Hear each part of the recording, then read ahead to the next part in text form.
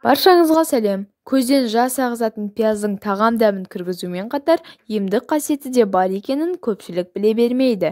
Пияздың шыққан жері қиыр шығыс. Бірте-бірте Мысыр, Греция елдеріне жетіп, басқа елдерге тарай бастаған. Қай жерде болмасын, кез келген заманда пиязды ғажайып пайдалы өсімдік ретінде қолданған. Арнаны жаңадан ашып, сіздермен бірге 1000 подписчикке жетуге мақсат қойдым. Әрбіріңіздің қолдауыңыз маңызды. Еңбегімді бағалап, мақсатыма жетуге елеусіз қарамай атсалысатындарыңызға сенімім мол. Лайк, подписка, коммент қалдырғандарыңыз маған шабыт әкеледі. Маңызды мәліметтерді жіберіп алмау үшін видеоны соңына дейін қараңыздар. Ертеде римдіктер мен гректер пиязды жауынгерлерге күш және батылдық беретін, әрі жарақатты жазатын шипалы, қасиетті, күшті өсімдік деп есептеген. Олар пияздың бір түріне жеңімпаз деп ат берген. Қиыр шығыс пен Сібір елдерін аралаған жиған кездер пияз бен қырқұлақ, цинга ауруын емдеген. Пияз құрамында түрлі дәруменге бай минералды, тоз, органикалық қышқыл, зиянды микробтарға қарсы төтеп беретін, көзді ашытатын ұшпалы фитонцид деген зат бар. Ол ауадағы ауру тарататын микроб бактерияларды жояды. Пияздың сөлі емге пайдалы. Мәселен, пиязды спиртке қосып жасаған аллачеп деген дәрі асқазан, ішек науқасына, сондай-ақ атеросклерозға да ем. Пияздың қанның құрамындағы қантты азайтатын қасиеті де бар. Қант диабетімен ауыратындарға пияздан әзірленген сорпалы тамақ пайдалы. Бүйрегінде тасы бар сырқаттарға пияздың бір ас қасық сөлін күніне 2-3 рет ішкен пайдалы. Бәзбіреулер мұрнынан су ағып тамағы қызарып ауырған кезде пияз сөлін тамызады. Бұл дұрыс емес, себебі қызарып бөртіп тұрған сілекей қабығын пияз сөлі одан әрі асқындырып жібереді.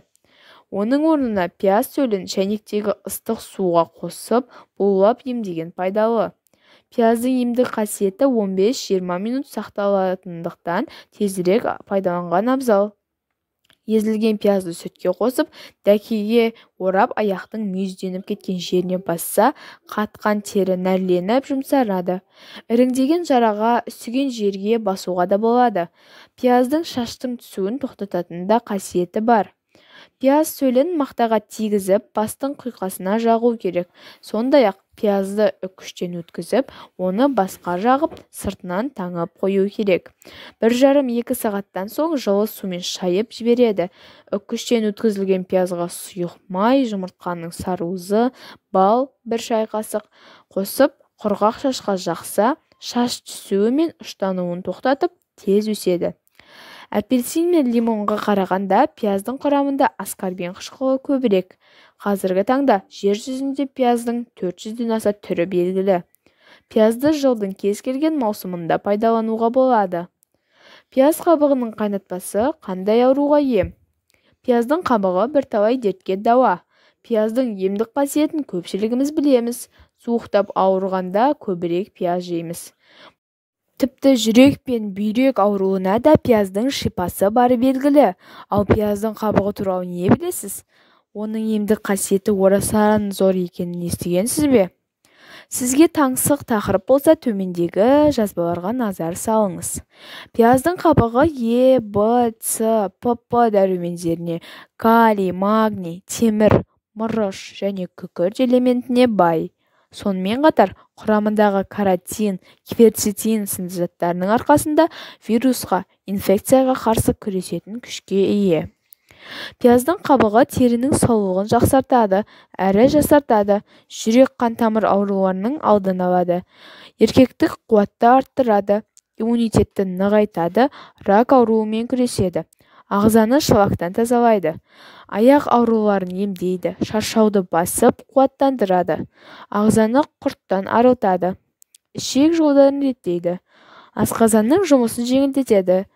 Мидың қан тамырларын тазалайды. Қақырықты түсіреді. Несеп жолдарының жұмысын реттейді. Терідегі безеу мен экземаның жазылуына септігін тигізеді. Қалай емдейді? Жүрек қан тамыр жүйесін қуаттандырады. Қанның ұюын болдырмайды. Жараның тез жазылуына септігін тигізеді. Жүрек қағысын реттейді. Асқазан ас қорыту жолдарының жұмысын қалпына келтіреді. асқазандағы шырышты шығарады, артық сұйықтықтан арылтады, әрі бүйрек ауруының алдын алады. Қан айналымды реттейді, варикоз, геморрой, белсіздік және атеросклероз ауруларынан айықтырады.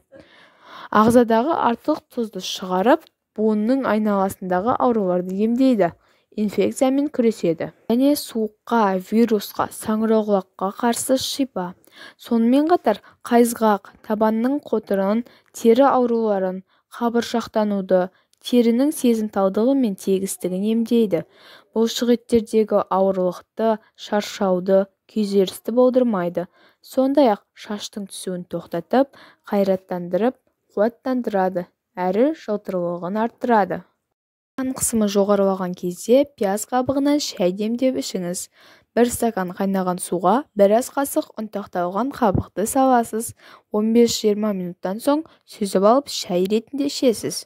Бұл шай қан қысымын реттейді, сіңірдің тартылуын қойдырады әрі ісінуді болдырмайды. Сонымен қатар бас ауруынан айығасыз, суық тигізуден сақтанасыз, тәбетіңіз артып, қан тамырларды тазалайды.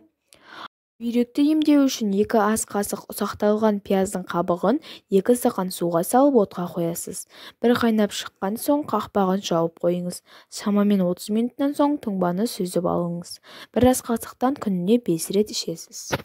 Видеоны жақындарыңызбен және достарыңызбен бөлісіңіз. Келесі видеода кездескенше.